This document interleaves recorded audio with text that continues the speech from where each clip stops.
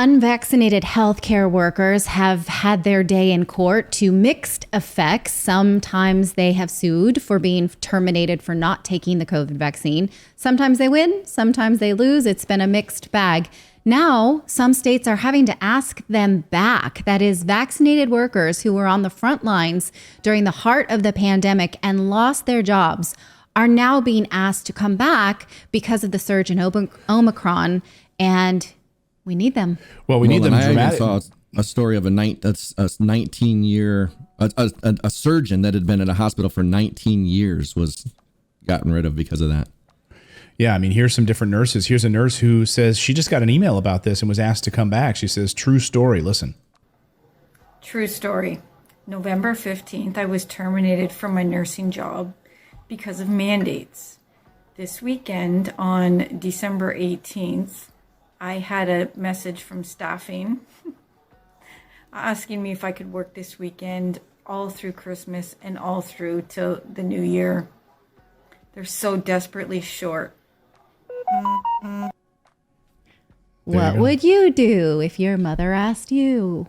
Mm-hmm. I mean, if you actually cared about people, you probably would. But the thing is, like, it's like, okay, the virus is very, very, very deadly, and you have to be vaccinated. We cannot do this. But you know what? We're backed up and we're losing money. Maybe you can't. Maybe it's not as bad as we thought originally. Like, what is the mindset here? This is ridiculous. Well, and so I love this one tweet. It asks the question, hey, why don't you just, here's an idea, instead of having them work in areas where maybe they're unconcerned about, just have here's a tweet, just have the unvaxxed nurses work the COVID wards. It's that simple. They're not concerned with getting COVID, and passing on COVID isn't a concern with those who already have it in the COVID ward. Yes. Why not? That's a great idea. And they have already been exposed to COVID during the original before there was a vaccine. So clearly they are willing to take a chance with their lives to serve others. And how many of these frontline workers have had COVID and have antibodies? And now we know the data is in on getting having it again after you've already had it. So here you go. Like, here's an opportunity. Just put them in the COVID ward if that's what they want, right? And in fact, now there's a story in the newsletter this morning about how in Canada, in some provinces, they are having to allow COVID positive patients still work if they are considered essential workers. So your mailman could be delivering your mail and handling your mail and have COVID. And they're like, we still need you. We don't have anybody else. Yeah, it's not just Canada. Italy allowing unvaccinated doctors to return. Italy is sounding alarm. This is a different thing, though. These are COVID positive active patients are still working. Like, you're asymptomatic. You may as well just spread it. If the mailman's carrying it, it's almost impossible to get. Like, you have to be in a closed space for, like, I think Dr. McCullough said, like 2 or 3 hours in a very tight closed space, like a restroom or something like that, in order to even get it.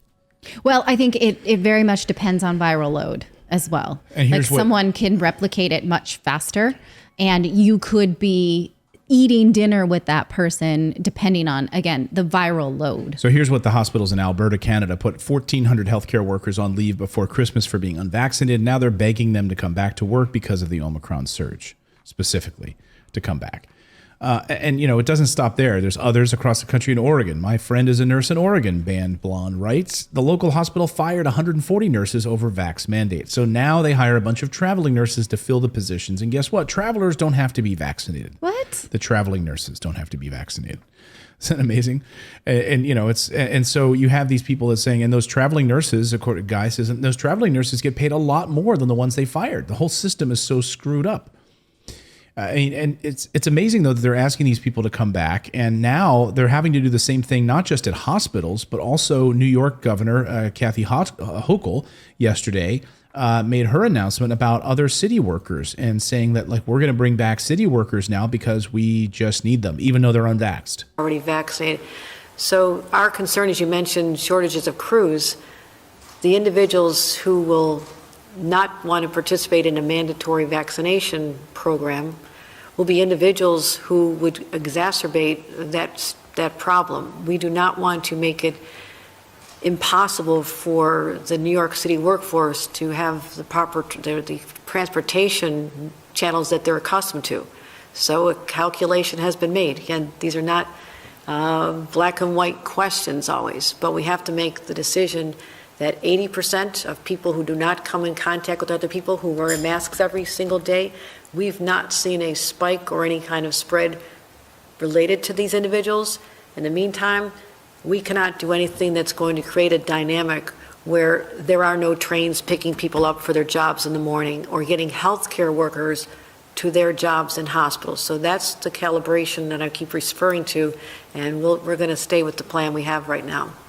I think a more sincere thing to say would be we realize that the vaccinated and the unvaccinated can contract and spread the virus. And so it's anyone's game at this point. So we need back workers, right? But they're not actually admitting to the fact that, because if it really were about stopping the spread, it would be about testing everybody, vaccinated or not. Because as you know, vaccinated people, even boosted people, someone here in the chat this morning, someone in my immediate family this week got the booster and is still suffering from a positive case of Omicron. 5 days after getting the booster. Yes. God, you're going to get it.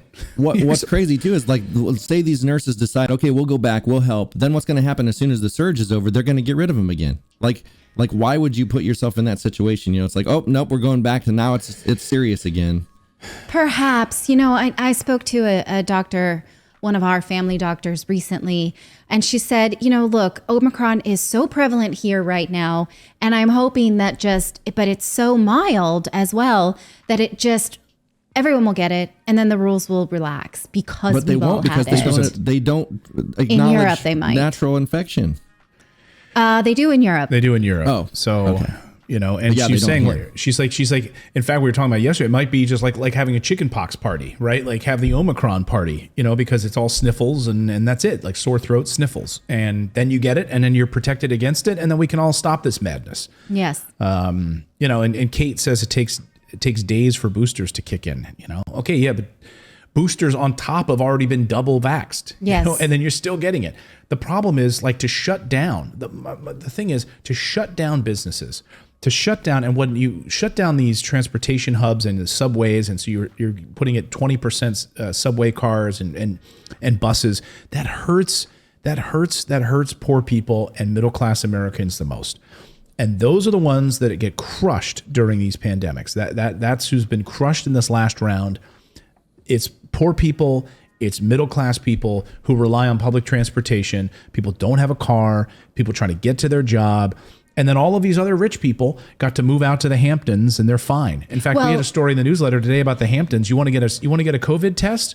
$500 to get a speedy COVID test. Also, you have to think about the fact that government employees now and maybe essential healthcare workers, big hospitals will have these rules relaxed because they need the workers, right? But will small businesses get the same relaxation of rules? No, good one. They absolutely will not. So again, this is an example of the government picking winners and losers. Right. And having a different set of rules for different groups of entrepreneurs. Nothing makes sense. Exactly, Judge. He always, you know, when the world's gone mad, you can always count on the judge. I need a meme that's like, that pissed me off. How about that pissed me off? I need some kind of Droopy. meme. That Droopy says, the dog. That makes me mad. That pissed me off. I am mad about it. I don't know. I have Something like that. I'll think about it, you guys. How about give us a meme, and I'm mad about that meme. Rug really tied the room together, did it not? I got my panties in a bunch.